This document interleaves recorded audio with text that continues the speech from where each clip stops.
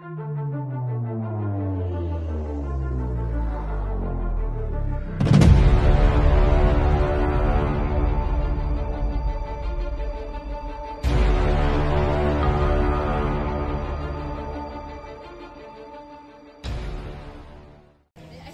mag-start naman tayo sa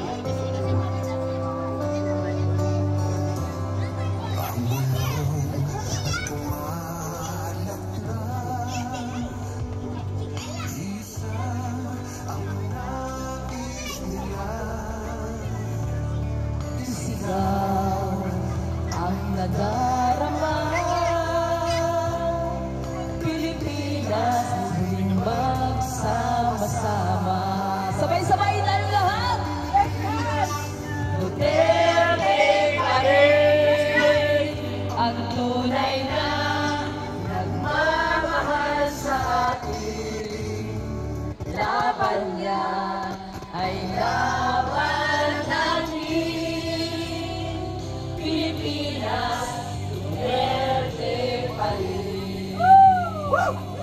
Duterte! Ilayo!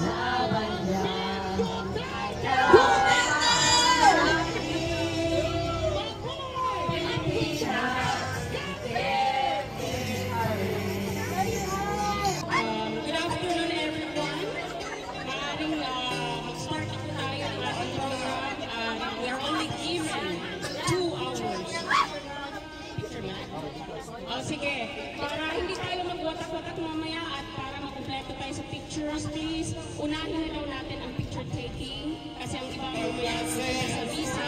So, dito po tayo facing there. So, let's have our line here para sa picture taking.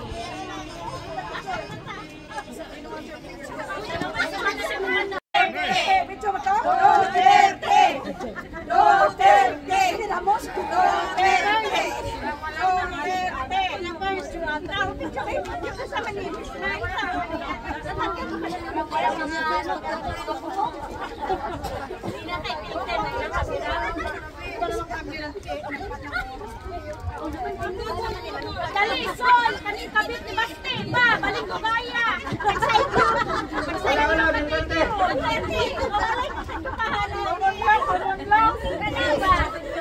Diyos ang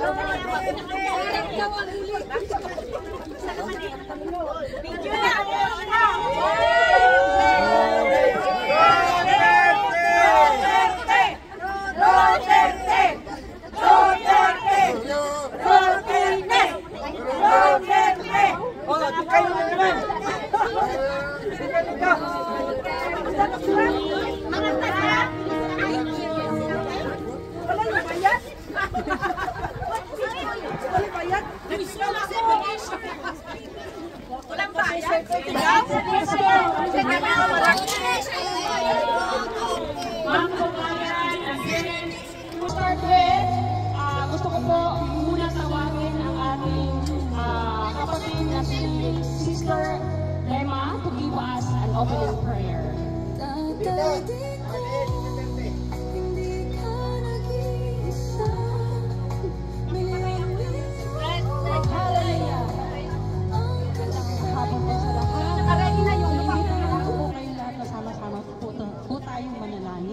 Ito po ay para po sa ating nasyon, sa ating bansa, sa lahat po, hindi po lang sa isang tao, no? Hallelujah! We thank you, Lord, sa hapong ito, Panginoon, namin pinata sa mga panalangin ng bawat isa, O God. Lord, ikaw po nakakalam sa mga puso namin, Panginoon, kung ano po panalangin ng bawat isa sa amin, Panginoon, sa hapong ito. Lord, maraming salamat, Panginoon, sa lugar na iyong binigay para kami ay magtipon, Panginoon, O God. Lord, para po amin lang pong i-express, Panginoon, kung ano pong nararamdaman ng bawat isa, Panginoon, O God. Lord, salamat sa hapong ito.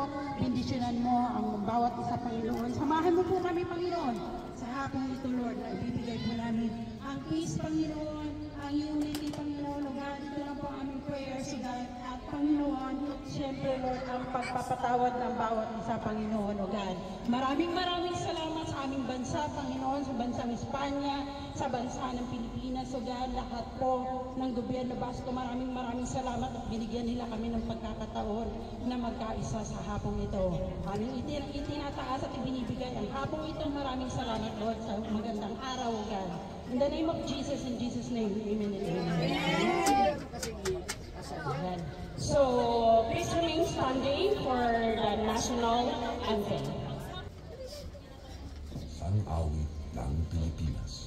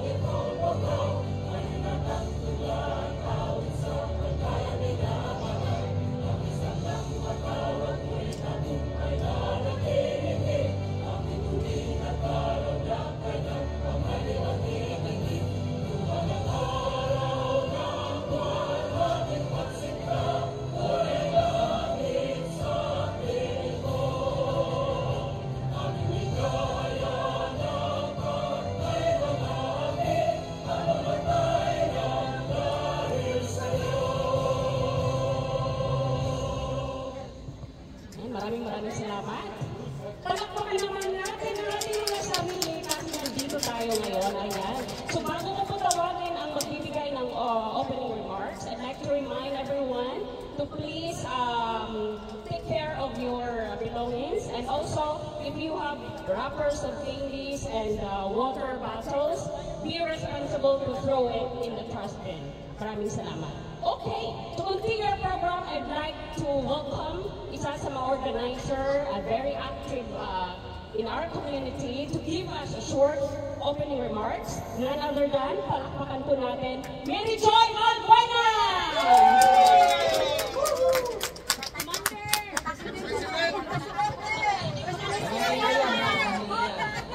Unang-una, maraming salamat sa ating Panginoon.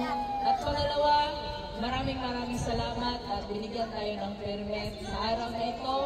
At of course, we would like also to thank Elizabeth sa kanyang effort na pumunta doon sa polisiya. At sa inyong lahat, maraming salamat from Laredo, Cascovejo, at sa lahat sino pang pumunta dito na galing sa ibang lugar. Maraming salamat sa pagsuporta nyo. At alam naman natin ang mga pangyayari ngayon sa ating dating presidente. At of course, hindi tayo one-sided lang. Dapat natin ding ipagdasal kung anong nangyari sa the other side. So, kasi lahat naman tayo dito, hindi lang dito sa Bilbao, buong bansa na nasa sitwasyon ngayon ay talagang apektado. So, lalong-lalo na mga pamilya natin sa Pilipinas, dapat natin ipagdasal dahil mas apektado sila doon kung ano mang mangyari. So, we love you, Tatay Digong, and last 3 weeks ago, napag-usapan namin doon sa Artasa na although hindi naman yon talagang prayer rally, but nagkaroon talaga kami ng peace doon para sa ating Tatay Digong. At napag-usapan namin na kailangan pala nating, may right din pala tayo mga Pilipino na magkaroon ng gathering na ganito, basta as long as we have a permit. So maraming salamat sa suporta nyo.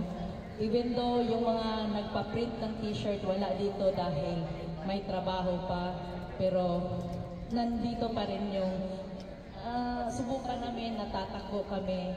So maraming salamat din sa inyo. Maraming salamat sa suporta. Duterte tayo! Amen. Ayan. Maraming salamat po. Palakpakan po natin si Joy. Kasi isa po siya sa dito, Marcos, ulo kung bakit tayo nagkaroon ng graduation ito.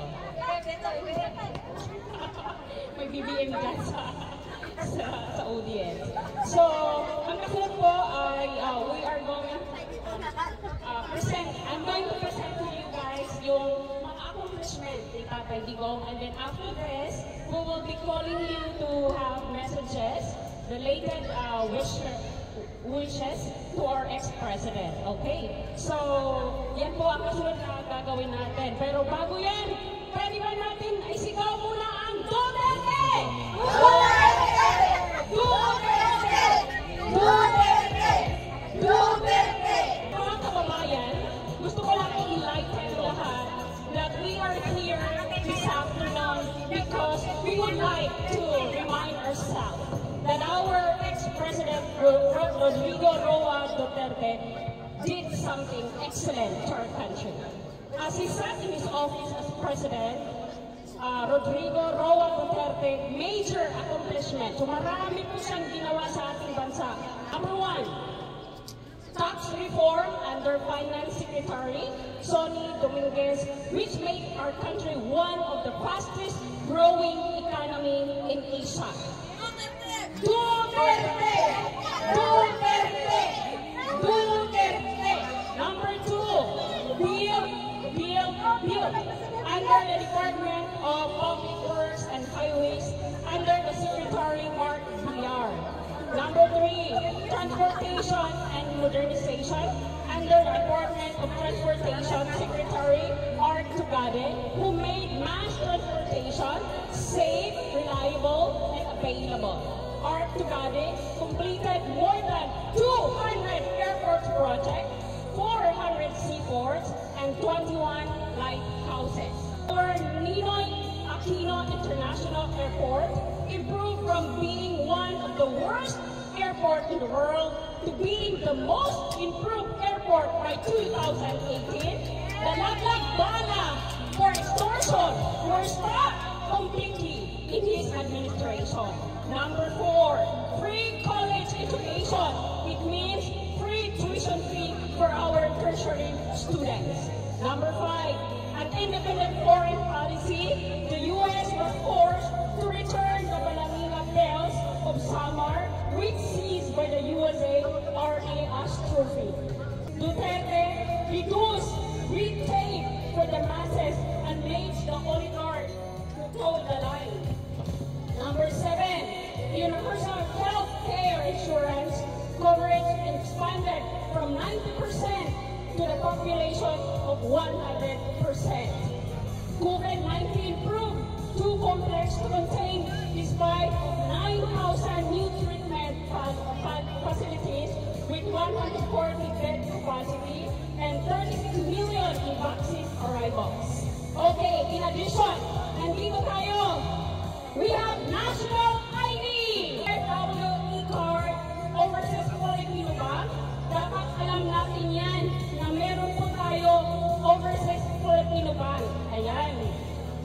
Under also Duterte, we have Kalina and Malasakit OFW. And under also Duterte, anti-illegal drug campaign dropped. Okay. How about this? Are you aware of the Boracay rehabilitation? Sino nakakaalam na napaganda ang Boracay? Ayan. Sino sa inyo ang nakakaalam na ang Manila Bay at Pasig River ay gumanda? Ayan. Sino sa inyo ang nakakaalam na ang Pantawid ng Pamilyang Program o Purpose ay nangyari kay Duterte? Ayan. How about mga bagong tulay, new bridges? Ayan.